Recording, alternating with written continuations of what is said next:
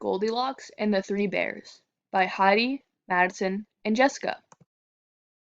Once upon a time there were three bears, large Papa Bear, medium Mama Bear, and small Baby Bear. They had made porridge for breakfast and decided to take a walk while it cooled off. That same morning a little girl around the age of 11 years old, named Goldilocks, went to collect firewood in the forest. As her house is always running out of firewood, her mother always tells her to not come back without the wood. She hears a crackling fire nearby when she enters the forest.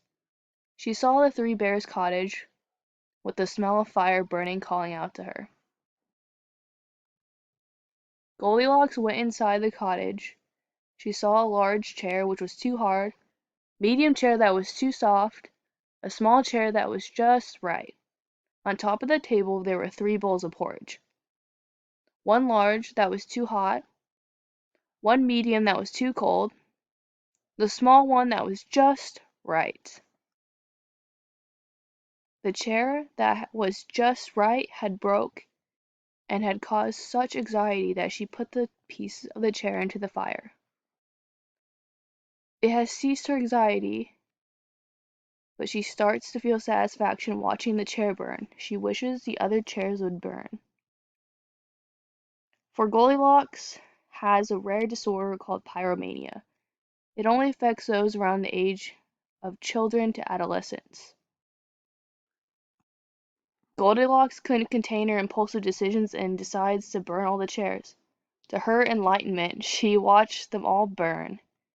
Feeling the satisfaction of seeing the fire go up and down, she felt tired at last.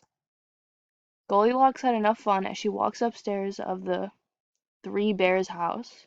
She explores the other rooms until she finds the bedroom, where all the beds were made out of wood. She saw a large bed that was too hard, a medium bed that was far too soft, and the small bed that was just cozy enough. She fell into a deep sleep, which was supposed to be a nap. To the Three Bears' dismay, they walk into their cottage, with their porridges half eaten, and their chairs sadly being taken away by the fire. They slowly creeped upstairs to find the houses unmade. The Three Bears had noticed Goldilocks in the bed, which made the large Papa Bear growl, the medium Mama Bear whisper, and the small Baby Bear squeak. She had woken with such rush, she had forgotten the enjoyment of her burning the chairs and being tired from it. She rushed all the way home, knowing she had to collect more firewood for her home.